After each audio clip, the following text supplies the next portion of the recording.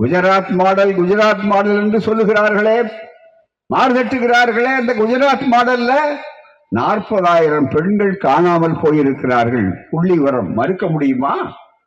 இதை நாங்கள் கேட்டால் கோபம் வருகிறது அவருக்கு. இப்படி தமிழ்நாடு இவ்வளவு விழிப்போடு இருக்கிறது நினைக்கிறார்கள். மிக முக்கியமாக ஒரு முதல்வரை பற்றி நீதிபதிகள் இப்போது இவ்வளவு சிறப்பாக சொல்லுகிறார்கள் என்று சொன்னால் அதனுடைய பொருள் என்ன? அவர்களுக்கு என்ன ஏதாவது தேவை உண்டா? தராசை பிடிக்கிறார்கள். நீதி தராசு சாயாமல் இருக்கிற நேரத்தில் தெளிவாக சொல்லுகிறார்கள். அதே நேரத்தில் தேர்தல் பாண்ட் என்று சொல்லக்கூடிய தேர்தல் பத்திரம் உச்ச நீதிமன்றத்தில் எப்படிப்பட்ட சூழ்நிலை அவர்கள் கொடுத்தார்கள். நீதிமன்றத்தை மதித்து அவர்கள் போகக்கூடிய வழக்கை எதுவும் மிகப்பெரிய அளவிலே சொல்லுகிறார்கள்.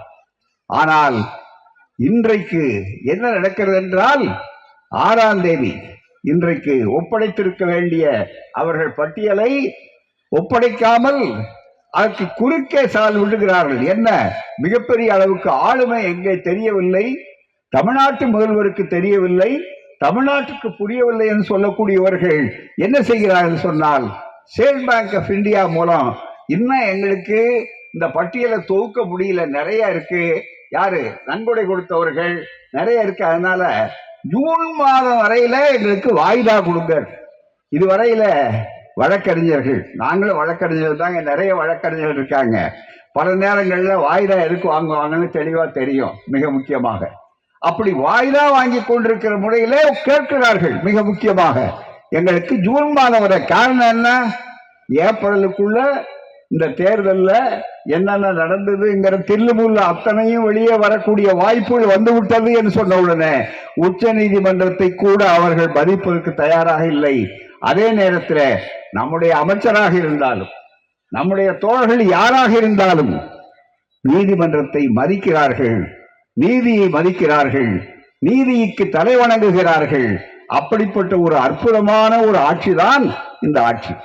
இதை பார்த்து காமாலை கண்ணனுக்கு கண்டதெல்லாம் மஞ்சள் பார்ப்பதெல்லாம் என்று சொல்வதை போல அவர் பேசுகிறார் சொன்னால் என்ன அர்த்தம்? தயவு செய்து நீங்கள் எண்ணி பார்க்க வேண்டும். இவர்கள் சொல்வது ஒரு பக்கத்தில் நீதி அரசருடைய இந்த பேச்சு, இன்னொரு பக்கத்தில் உங்களுக்கு தெரியும் இந்தியாவிலேயே தமிழ்நாடு தான் அமைதி பூங்காவாக இருக்கிறது, மனித வளத்தை சிறப்பாக நடத்தக்கூடியது. எனவேதான் முதலீடுகள் அங்கே போய் வேண்டும். இந்திய மாகாணத்திலேயே இந்திய மாநிலங்களிலேயே தமிழ்நாடு சிறந்தது என்று அமெரிக்காவினுடைய நியூயார்க் டைம்ஸ் பத்திரிகை நம்முடைய முதல்வருடைய ஆற்றலை சிறப்பித்து அங்கே எழுதியனுடைய விளைவுதான் உலகத்துடைய பற்பல நாடுகளிலிருந்தும் இங்கே முதலீடு செய்கிறார்கள். அதன் காரணமாக வேலை வாய்ப்பை இளைஞர்களுக்கு தருகிறார்கள். வேலை வாய்ப்பை உருவாக்குவோம் என்று. ஏனென்றால் இளைஞர்களுக்கு வேலை வாய்ப்பு இல்லாவிட்டால் அவர்கள் விபரீதமான முடிவுக்கு எடுப்பார்கள். எனவே அங்கு போகக்கூடாது என்பதற்காகத்தான் செய்கிறார்கள். அப்படிப்பட்ட ஒரு ஆளுமை திறன் நம்முடைய முதல்வருக்கு இருக்கிற காரணத்தால் தான் இன்றைக்கு இந்தியாவுக்கே வழிகாட்டக்கூடிய முதல்வராக இருக்கிறார். இந்தியா கூட்டணி தான் வெற்றி பெறும் என்று சொல்வதற்கு இவர்தான் முதல் முறையாக எழுத்த ஆரம்பித்தார். மிக முக்கியமாக எல்லோரும் எப்படி ஒற்றுமைப்படுவார்கள்? ஒற்றுமைப்பட மாட்டார்கள். ஏனென்றால் ஒவ்வொருவரும் ஒவ்வொரு பக்கத்தில் இருக்கிறார்கள். நாம் அதன் மூலமாக உள்ளே நுழைந்து விடலாம். மீண்டும் 3வது முறை எதையாவது வித்தைகளை காட்டி நடத்தி விடலாம் என்று காவிகள் நினைக்கிறார்கள். RSS பிஜேபி நினைக்கிறது, பிரதமர் மோடி நினைக்கிறார் சொன்னால் இந்த முறை நிச்சயம் நடக்காது. எழுதி வைத்துக் கொள்ளுங்கள் நண்பர்களே. இது தமிழ்நாட்டை பொறுத்தவரையிலே அவர் கேட்டார், என்னுடைய பிறந்தநாள் பரிசாக வேறு எதுவும் கொடுக்க வேண்டாம், 40க்கும் 40 என்பதை நீங்கள் முன்னாலே வர வேண்டும் என்று சொன்னார்கள். அதற்கு தமிழ்நாடு ஆயத்தமாகிவிட்டது. ஆனால் இப்போது கூடுதலாக இதை அப்போது போன முறையே செய்து விட்டார்கள். இப்போது கூடுதலாக என்ன நடந்தது? தென்னாட்டிலேயே காவிகளுக்கு கதவு சாத்தப்பட்டு விட்டது. மிக முக்கியமாக தென் மாநிலங்களில் எந்த மாநிலத்திலாவது பிஜேபி இருக்கிறதா? இல்லை. எனவே அவர்கள் வரக்கூடிய வாய்ப்பு இல்லை.